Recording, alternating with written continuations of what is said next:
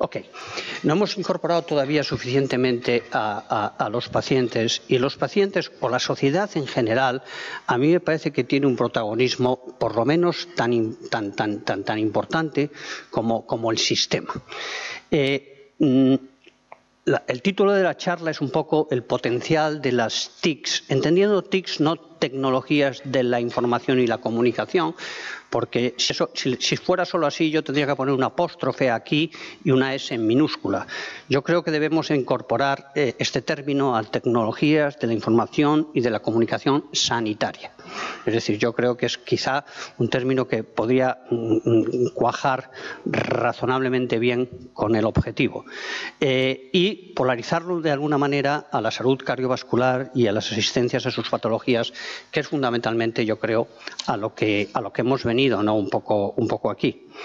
Para empezar, reflexionando un poco sobre la trayectoria en general y las décadas que yo llevo ya en esta película y de las revoluciones que yo he sido testigo durante mi vida profesional, que ya es larga, la verdad es que no ha habido, en mi opinión, tantas cosas. Es decir, y eso quiero analizarlo de una manera en el planteamiento de esta charla. Después hablaremos en general del potencial de las TICs en el cuidado y la salud de la enfermedad. Vamos a profundizar un poco en la MGEL, en cardiología, que la verdad que creo que tiene ejemplos muy atractivos y muy fascinantes para esta especialidad. Y deberíamos acabar, y acabaremos un poco con el yin y el yang, es decir, las cosas buenas, pero también las cosas malas y sobre todo cómo deberíamos enfocar y plantear de aquí en adelante el abordar la MGEL de una manera un poquito más sensata de lo que se ha venido haciendo hasta ahora y explicaré por qué y explicaré con bibliografía, no con opiniones.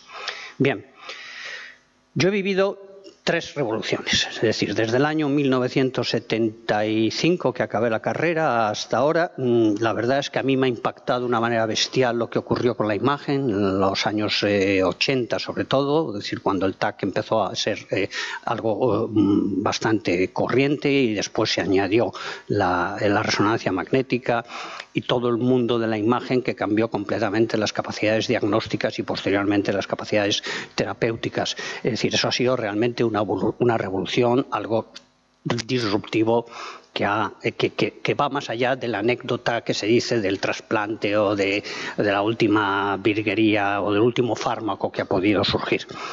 Internet realmente, y ahí es donde vamos a introducir la MGEL, ha sido otra de las grandes genialidades que nos han ocurrido en general a la medicina. La posibilidad, en primer lugar, de acceder a la información que antes no podíamos y la segunda, sobre todo, de la democratización de esa información, no solo para nosotros los profesionales, sino también, nos guste o no nos guste, para el resto de la sociedad.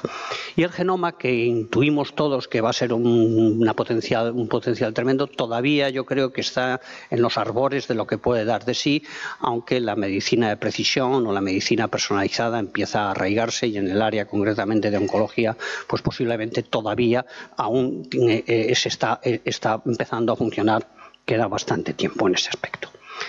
Lo que sí es fundamental es un poco reflexionar cómo hemos estado haciendo medicina nosotros a lo largo del siglo XX. ¿Quién era el protagonista de toda esta historia? Siempre era el sistema, siempre era el hospital, siempre el paciente y casi el médico estaban un poco... hacíamos fundamentalmente medicina reactiva, es decir, todo el sistema, y eso todavía es un lastre que nos pesa, es decir, estábamos trabajando en reaccionar frente a la enfermedad, pero desde luego no involucrar al paciente ni en el cuidado de la salud, de su propia salud, y desde luego mucho menos en el cuidado de su propia enfermedad. El siglo XXI y las nuevas tecnologías, yo creo, como herramienta fundamental, han hecho, y además el pensamiento un poco lógico de la gente ya sensata, plantear un sistema distinto, una medicina colaborativa donde en el centro realmente está el paciente y lo demás tiene que estar condicionado a que, sobre todo, conseguir los mejores resultados, tratar de que el paciente no enferme o en la enfermedad sea más fácilmente tratable o más cómodamente tratable, desde luego, y después romper esquemas de actuación absolutamente clásicos y sólidos que, si se analizan con rigor, probablemente tienen una ineficiencia espectacular. Los expertos dicen que probablemente la sanidad, y en algunos sitios, concretamente en Estados Unidos, la ineficiencia es absoluta. Es decir, es incomprensible como un país que se gasta casi el 18% del Producto Interior Bruto en sanidad tiene el puesto 37 de salud en el ranking de la OMS. Eso es que algo está pasando absolutamente grave, ¿no? Pero vamos a las TICs. ¿Qué historias tienen las TIC y sobre todo lo mobile? Es decir, el puñetero aparatito que todos tenemos aquí en la mano. Es decir, ¿qué tiene que le hace tan potente? Yo creo que hay tres cosas que ahora las veremos, o cuatro, que hacen que no podamos o no vamos a poder prescindir. Esto es móvil de verdad, esto no es un ordenador, esto no nos cuesta llevarlo, nada, lo llevamos todos en el bolsillo, y ya a nivel de esta pantalla, que son los S Plus y los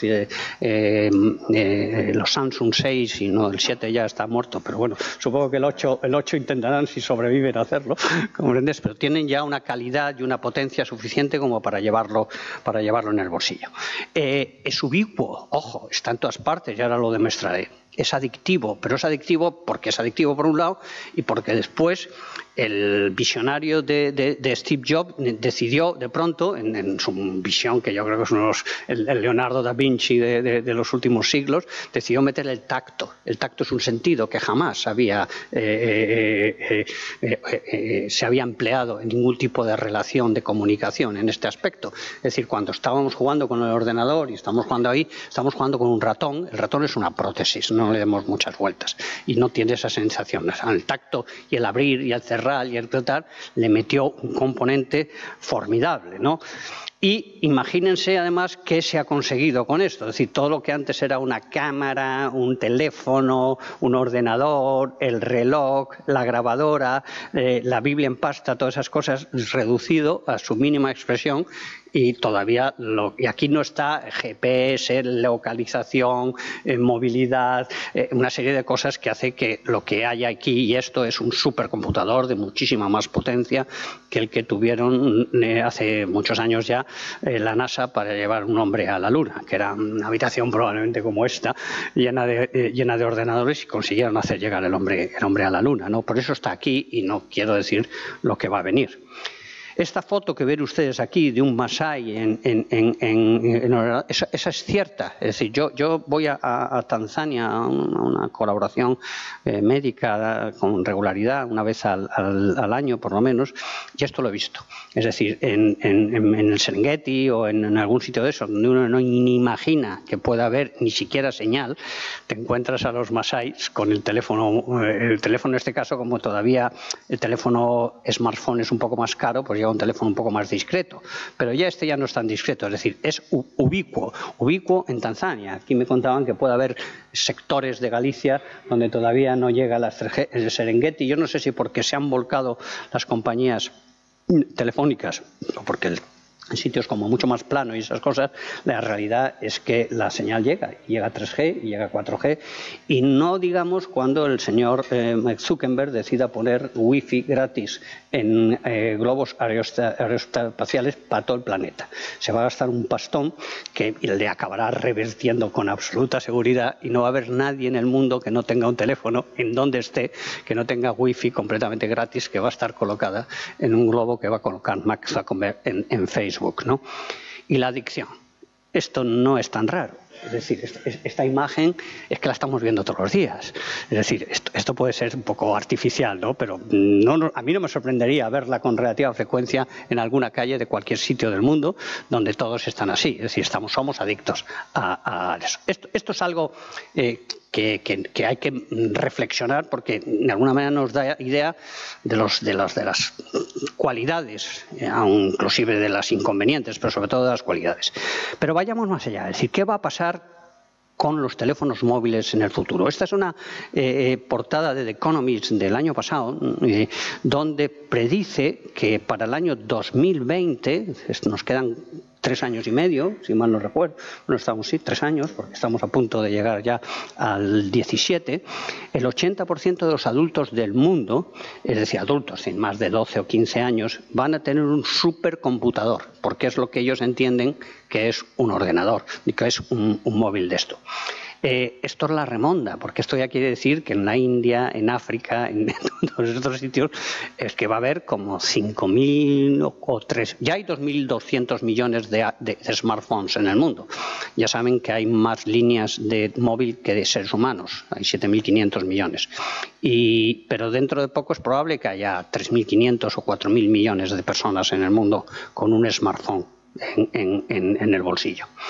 Y eso nos lleva, como dice Valentín Fuster cuando habla, eso nos lleva yo creo que al concepto fundamental que yo quiero aquí defender, es decir, ¿qué es algo que se llama el compromiso, el patient engagement? Es decir, esta es una, digamos, 2 palabras que yo oí hace 3 o 4 años en una reunión en Doha, que es la capital de Qatar, donde se hace una historia muy importante, donde alguien dijo, con bastante esas cosas, que no habría nada tan importante en el futuro de la medicina, ni siquiera una píldora con muchísimo potencial contra el cáncer, que tuviera más fuerza que conseguir que el paciente y la familia se comprometieran en conservar la salud y, en el caso de perderla y ser crónico, involucrarse en su cuidado.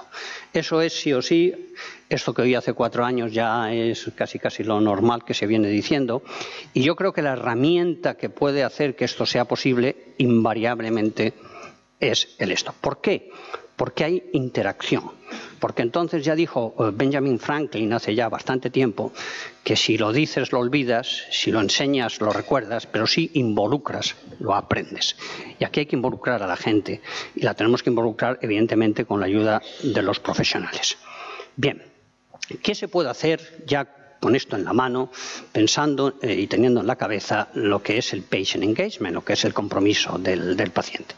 Pues desde luego podemos hacer promoción activa de la salud que vaya más allá de la típica medicina preventiva. La medicina preventiva es una palabra hasta cierto punto que respetable, pero un pelín ya anticuada. Medicina preventiva son las vacunas, medicina preventiva es cuidado que no venga las aguas malas, tener los residuos bien colocados, etcétera, etcétera. Pero la promoción es algo en el que tiene que participar el individuo, es probablemente tan o más importante que la prevención. Después, el paciente tiene que empezar a dejar de ser ya un pobrecito desgraciado al que le ordenas que se tire por la borda para que se cure la enfermedad y te obedece, sino que tenga un cierto grado de empoderamiento y de su entorno. No hay mayor factor de riesgo para la salud que la ignorancia. Eso también está descrito. Y hay un nivel de ignorancia general excesivamente alto, en parte porque la educación no es la mejor y la educación ya biomédica en general de la sociedad, no solo española, es relativamente pobre. Es decir, en el porcentaje que en lo que uno se puede encontrar cómodo en cuanto a cierto grado de educación biomédica no pasa del 25% de la población. El 50% de la población la tiene flojita y hay un otro 25% que es profundamente analfabeto desde el punto de vista sanitario, cosa que es una cosa grave.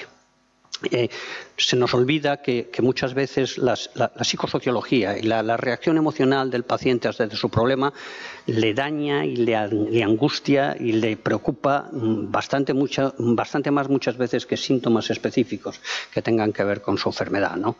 Y después, si queremos mantener un sistema sanitario con un cierto grado de calidad y que no se nos rompa a base de tratar y de parchear y de gastarnos un dineral, pues tenemos que empezar a pensar que hay que cambiar procedimientos y hay que hacer disruptivos, evidentemente, porque si no los sistemas van a reventar. Eso es seguro, ¿no?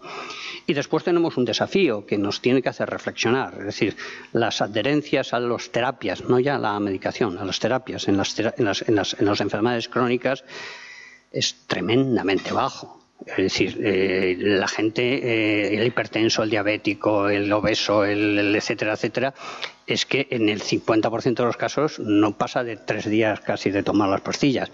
Y cuando ya le pides esfuerzos personales, como dejar de fumar, hacer ejercicio o una cosa de esas, entonces no te llegan, ni el 70% no lo hace. Es decir, la medicina es un fracaso, no le demos muchas vueltas. Es decir, si en el 70% de los casos que sabemos que funciona, si se sigue una pauta, se sabe que no se siguen las pautas, pues evidentemente estamos tirando dinero, mucho dinero por el bolsillo. ¿Por qué? Bueno, porque necesitamos utilizar de alguna manera estrategias que motiven a los pacientes para usar fundamentalmente los móviles y conseguir más nivel de compromiso. Es decir, porque podemos informar y educar en la base de la pirámide, porque podemos tener recordatorios para intentar elevar la adherencia, porque podemos actualizar información sobre determinadas patologías para determinados enfermos. Porque es evidente, y ahora hablaremos de ello, de que podemos monitorizar al usuario y en cardiología mucho más, y eso es fundamental para eso y después para nuestros propios datos. Nosotros creemos que sabemos una epidemiología que yo hace tiempo que estoy seguro que es completamente falsa. Es decir, tenemos una epidemiología mentirosa a base de unos datos por ahí surgidos con medias y desviaciones estándar, pero no focalizamos realmente en los problemas de la enfermedad. Y después tenemos que permitir que haya una comunicación entre los profesionales sanitarios y los miembros de la familia y los ciudadanos. Y después, si todo esto además se mete en las redes sociales y se consigue cierto grado de cambios de hábito y se consiguen recompensas y enredamos con juegos de salud y esas cosas, se podían conseguir bastantes cosas. Esta es una diapo que muestra el coste de algo que ocurre con bastante frecuencia. Ya nos vamos a meter un poco en harina clínica, ¿no?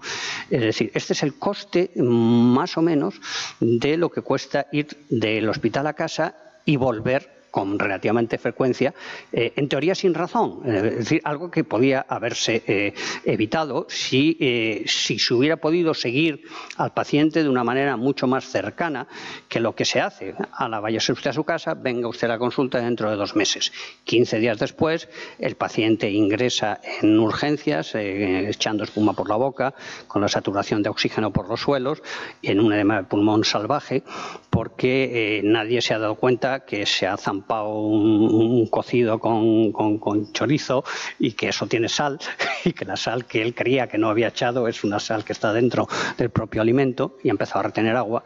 Nadie le ha subido medio seguril a su dieta, a su tratamiento de diurético y el enfermo ha empezado a acumular y llega. Esto es tremendo, porque son miles de millones de dólares y de euros gastados independientemente probablemente de vidas tocadas y de vidas salvadas. La herramienta, pues ¿por qué le vamos a dar? Es el móvil, es la tablet, que a mí me gusta mucho, pero es verdad que está muy superada, empieza a estar superada por esto, pero yo creo que son muy esas cosas, lo comentaba antes, son el gran número de móviles inteligentes que va a haber en el 2020, la posibilidad yo creo que va a ser cierta de una wifi universal y casi gratis, eso está pasando. Ahora encuentras wifi gratis en los aeropuertos de África, en todos lados, no es gratis, hay que meter una clave y esas cosas, pero en todas partes, todos los hoteles, todos los aeropuertos, va a empezar a verlas en las calles. Hay ayuntamientos que están dispuestos a montar la mundial con sus wifi y esas cosas para lo que sea, ¿no? Nos vamos ya a nuestra guerra. Este personaje, al que yo he conocido por otras razones en mi andadura periodística, es un cardiólogo muy conocido en general por todos los cardiólogos que conocen cómo está el mundo. Se llama Eric Topol, era el director del área de cardiología de la Cleveland Clinic durante mucho tiempo. La Cleveland Clinic tiene una tradición cardiológica para los que, yo creo que todo el mundo lo sabe, pero para los que sean un poco menos iniciados, tremenda. Por razones variadas y por su propia inquietud y por sus ganas de enredar, pues se rebotó de la Cleveland y se colocó en un sitio un poco más fino, que es California, con menos frío, mejor esa historia. Y aparte de seguir haciendo cardiología, le dio por enredar en estas nuevas tecnologías y ha escrito 2 libros, que son libros muy interesantes, muy apasionantes. Uno se llama La destrucción creativa de la medicina, es la primera el primer libro donde ya va avanzando qué es lo que puede ocurrir, y el otro se llama El paciente le va a ver usted ahora, doctor, en lugar de el doctor le va a ver usted ahora al paciente, ¿no? Y dice muchas veces que en el futuro, y yo creo que va a ser verdad, se van a prescribir aplicaciones de la misma manera que se prescriben fármacos. Bien, ¿por qué se puede hacer? Volvemos a tocar casi todo. Es que podemos informar y formar y educar y monitorizar y gestionar, interactuar, acompañar, resolver dudas.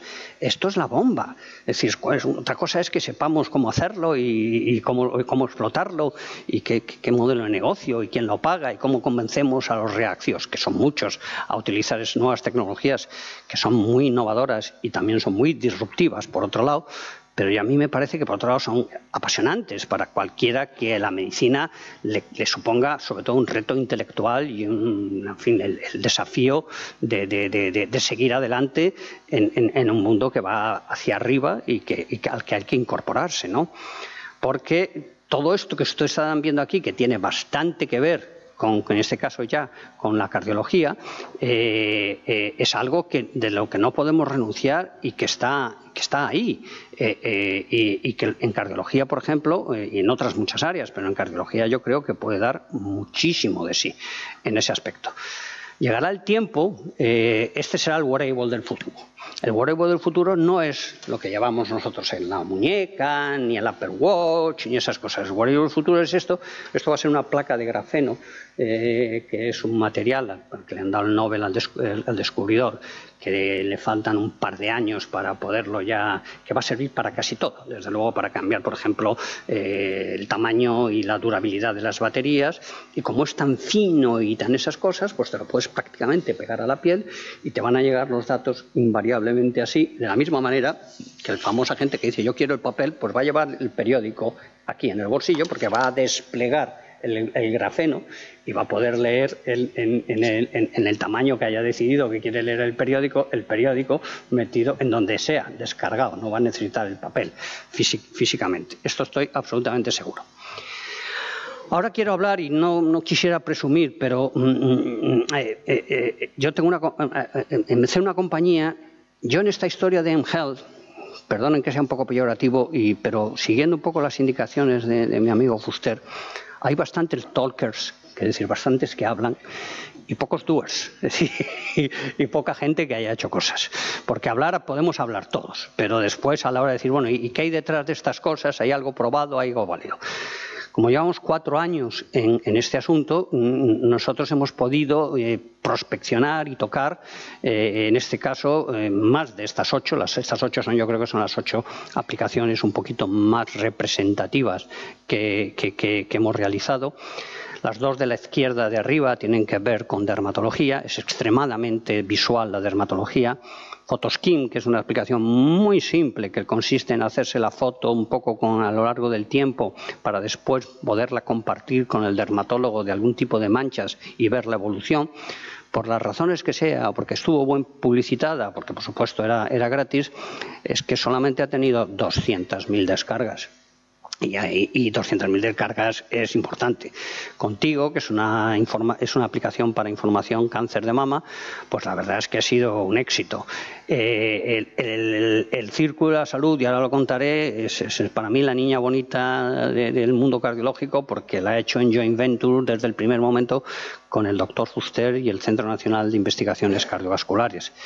Única está a punto de salir, y este sí que es una aplicación interactiva con enfermas de cáncer de mama, donde vamos a relacionar a una determinada unidad, probablemente de las mejores del país, que está en Valencia, con las pacientes de cáncer de mama que tiene, y el VIH fue una especie de libro interactivo conmemorativo de los 30 años del SIDA.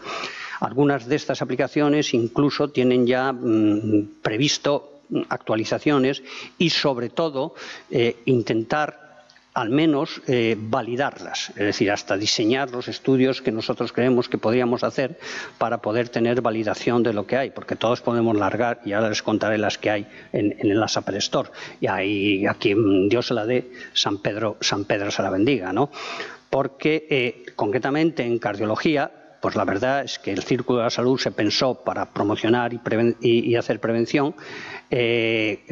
Si además le añadimos wearables específicos, y ahora explicaré, a esta aplicación que es de Fuster, pues la verdad es que puede dar bastante de sí para saber un poco el que no solo tu nivel de riesgo cardiovascular, que lo averigua de una manera bastante acertada con un algoritmo de Valentin, y que es prácticamente el famoso historia de Framingham reconstruida, teniendo en cuenta otras historias, por ejemplo, el diámetro de la cintura y esas cosas que antes se tenían menos en cuenta.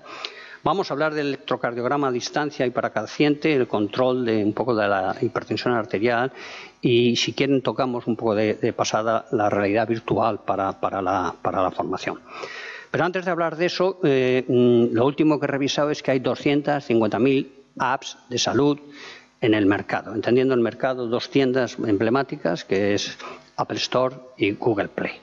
A mí me parece una machada inenarrable, porque si no seleccionas, que es complicado, porque encontrar las perlas en ese basurero no es tan sencillo, te resulta que casi todas, es decir, el 95% de esas aplicaciones ya que las han prospeccionado y las han estudiado compañías un poco auditoras, el 90% son zombies. Entendamos por zombies a aplicaciones que tienen menos de 500 descargas, por supuesto sin funcionalidad y sin interoperabilidad, ¿no? Con lo cual, esto es un caos que no sabemos a dónde va a llegar. Pero por otro lado, las previsiones solamente en UK de lo que va a poder seguir subiendo esta historia de aquí al 2018, pues son muy aceptables. Es decir, esto está creciendo a un ritmo importante, y del 14 al 18 pues pasas de 1.500 millones de libras esterlinas a 3.100 millones de libras esterlinas solamente en el Reino Unido, ¿no? Si ves un poco para qué puede servir todo esto, pues la verdad es que puedes monitorizar, diagnosticar, manejar, etcétera. Luego podemos un poco discutir un poco de esta historia. Esta me la descargué ayer porque la vi de pronto en un Twitter concretamente de Eric Topol. Es decir, este es el ecocardiógrafo que ya no necesita, que le va a hacer la competencia a Philips. Es decir, porque ya no tiene detrás como se llame, de Philips. Lo que tiene detrás, como ven, es el iPhone. Es bien que el transductor pues será lo que será, pero probablemente será un poco más barato que lo otro, porque lo otro es una app, y la portabilidad, en este caso, de este sistema, pues la verdad es que es mejor, porque por un lado llevas el iPhone y por otro lado te metes el cablecito y esto en la bata. Este es un hombre que defiende, yo no sé si con mejor o peor fortuna, o yo no quiero entrar en esa polémica, que a él el fonendoscopio no le sirve ni para tacos de escopeta. Es decir, que no lo usa. Lo ha escrito 27 veces y que con eso él va al fin del mundo, y que para ver valvulopatías y contractilidad miocárdica y si hay o no derrame pericárdico y 4 cosas más, pues que no necesita estar afinando ahí el protosistólico y el galope de la insuficiencia cardíaca. Hoy ahí no me meto, porque no quiero parar. Sí, en cambio, quisiera hablar de esta historia, que yo creo que es muy atractiva. Es decir, esto es este bichito que ven ustedes aquí. Está fácil, son 75, 80 euros. Uno pone los 2 dedos aquí, abre la aplicación en el iPhone y se hace el electrocardiograma. El electrocardiograma abajo que están viendo es una tira, probablemente, no sé si es de 1 o de 2 o R o B, no lo sé, pero es una línea que lo que sí realmente permite es ver arritmias. Esto parece ser que debería ser lo que tendría que tener casi todos la gente en fibrilación auricular, sobre todo que no tuvieran su patología excesivamente controlada, para poder desde su casa mandar con la frecuencia que decidan el médico y el paciente un cierto grado de información sin tener que ir al hospital, hacerse una tira de electrocardiograma, etcétera. O cuando en un momento dado siente una patología concreta que tiene que ver con las 3 de la mañana y palpitaciones y se asusta mucho, pues por lo menos las puede registrar, ¿no? Etcétera. Ahí se había quedado la historia y para eso es para lo que la FDA lo tiene aprobado. Como ven, es muy probable que dentro de poco en el iWatch cambiemos la correa por esa correa que tiene estos dos aparatos aquí, y entonces lo que sale en el teléfono es tu propio electrocardiograma, lo cual esas cosas. Pero el otro día, hablando con los que distribuyen esto en Valencia, yo me quejaba de que esto es una tira de electrocardiograma y me puedo encontrar con algunas otras cosas que no. Y dice, no, espera un momento. Y me dijeron, si pones en una precordial la historia y metes el dedo, a lo mejor puedes hacer todas las precordiales. Y mientras estaba ahí y no he podido bajarla, me he hecho, yo creo que sube 3 o por ahí, una cosa así, etcétera, etcétera, pero perfectamente bien, con este aparatito. Es decir, esto bien enseñado, una calidad muy razonable, se ve dónde tengo la P, que mi segmento está en su sitio, que el QRS no tiene bloqueo de rama, que no está ancho, que la R sube. Tienes el punto J un poco elevado, ¿eh? Estoy fatal. Bueno, yo me veo así y digo, bueno, pues muy malo no estoy, ¿no? Es decir, esto a mí me parece formidable. Yo creo que es algo que puede funcionar. Hay otro aparato que no sé hasta qué punto va a poder ser, pero que yo creo que si no son estos son otros, que es la famosa bioimpedancia.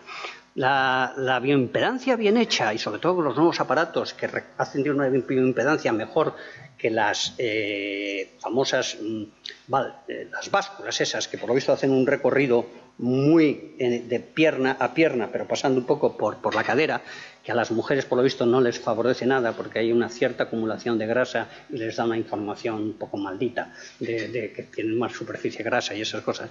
Pero este, que es absolutamente distinto, te da una información razonablemente buena de muchas cosas, de hidratación, de masa grasa, de porcentaje graso, de masa ósea, de una serie de cosas, y tienen un programa un poco mejor que distingue, y no sé si será verdad, el agua intracelular y extracelular, que hasta cierto punto, por lo que yo he oído, era la intención que tenía todo el mundo para hacer un poco prediagnóstico del edema de pulmón, ¿no? Y que en algunos casos de insuficiencia cardíaca, duros de tratar y esas cosas, pues, etcétera.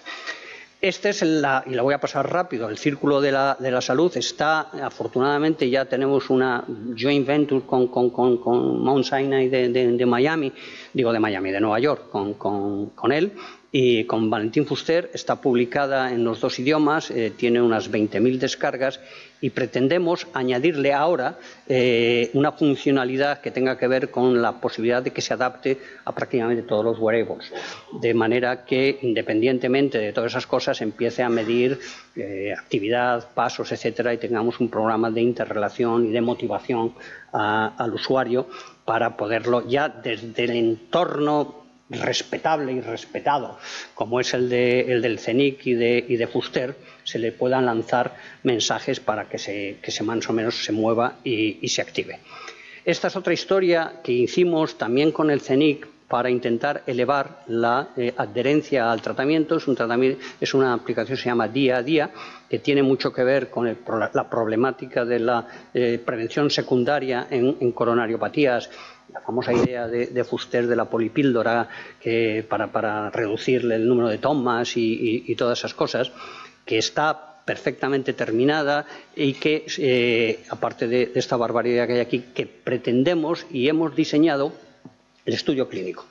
Tenemos un estudio clínico que además tiene un nombre que por ahí se inventó el doctor Castellanos del CENIC, que se llama ITACA, que queda como muy bien, no sé exactamente lo que quiere decir, donde la idea sería contrastar 500 enfermos en insuficiencia cardíaca versus otros 500 en insuficiencia cardíaca, unos con la aplicación en la mano y otros con el mejor de los tratamientos estándar posibles, para ver si la adherencia al tratamiento podía o no mejorar con esta aplicación. Lo mismo no. no lo sé, pero tenemos que empezar a hacer estas historias porque si no lo que estamos hackeando es mucho talking y no tenemos datos, ¿no? Paso por encima lo de la realidad virtual, que esto la remonta, ¿eh? El otro día por primera vez me enteré lo que hacía la miosina en el sarcómero. Me puse esas gafas y una animación electrónica me introdujo hasta la superficie de la célula del miocardio y de pronto veo una molécula que se engancha a una zona de ahí, la molécula se contrae, pero se engancha como con garfios, clac, y entonces el sarcómero hace clac, clac. Todo eso que yo había estudiado toda mi vida, hasta que no lo ves, es que ya no se te olvida absolutamente nunca. Pues prácticamente todo, sobre todo la imagen en cardiología, que cada vez es más importante para ustedes, ¿no? Estamos muy bien situados. Es una pena que España, que está en el 4º lugar en cuanto a adaptabilidad para el negocio de la mGel, todavía no nos lo estemos creyendo y estemos un poco tan retrasados. El modelo de negocio es muy complejo, no lo conocemos, patrocinio, descargas, publicidad, compramos las aplicaciones, hacemos comercio electrónico, business to business, business to consumer, servicios. Esto es una amalgama que todavía no está suficientemente definida y probablemente hace que todo esto sea todavía muy lento. Y esta es la última diapositiva que a mí me interesa muchísimo recalcar. Sobre la base de 2 estudios muy recientemente publicados, los 2 en el New England Journal of Medicine. Uno, el de la derecha, el estado más o menos de la telehealth. Uno de los autores es Topol, es una revisión general de la situación de health con todos los problemas que dice. Y la de la izquierda, todavía más reciente, que de alguna manera sintetiza el por qué no hemos avanzado. Y pone 4 puntos. A. No hemos involucrado a todos los actores desde el principio. Esto es fundamental. Es decir, no puede llegar una big company y decir yo es que soy tecnológico. No. Y un médico decir yo es que quiero montar esta historia. No. Hay que sentarse todos, incluidos los pacientes, si vas a hacer cosas con pacientes desde el principio, como se está haciendo en oncología. Es decir, una mesa, antes de empezar a hablar qué tratamiento le vamos a poner al enfermo, nos vamos a sentar todos aquí y ahí se sienta el oncólogo, el patólogo, el cirujano, el radiólogo, todo el mundo, el radioterapeuta, todas esas cosas, se pone la historia clínica delante y se maneja el roadmap de esas cosas. Si no involucramos desde el principio qué es lo que queremos hacer a todos los actores, vamos a fallar seguro, que es lo que ha pasado en la mayoría de las aplicaciones. Después, se nos está olvidando que hay que enfocarse en las necesidades del usuario. A veces hacemos demasiadas cosas demasiado complejas y demasiado difíciles de usar, etcétera, etcétera. Hay que intentar. Es muy importante no meter con calzador esta historia en procesos que ya están actuando. Hay que ser humildes y hay que intentar rediseñar los procesos que llevamos haciendo desde hace 40 años para que haya adaptabilidad entre esos procesos y esto nuevo. Y después, nos guste o no, tenemos que experimentar. Esto es investigar. Hay que ensayar, hay que errar y hay que corregir. Que a mí me parece que no sé si seremos nosotros o nuestros nietos, pero que esto va a ser sí o sí y que no se debe ni se puede renunciar a ello, que sería un error catastrófico sabiendo que estamos muy bien posicionados con datos que vienen del extranjero. La mGel en España todavía estuviera tan dispersa, tan complicada y tan difícil y no le sacáramos el provecho que yo creo que le podemos sacar. Y con eso termino. Gracias.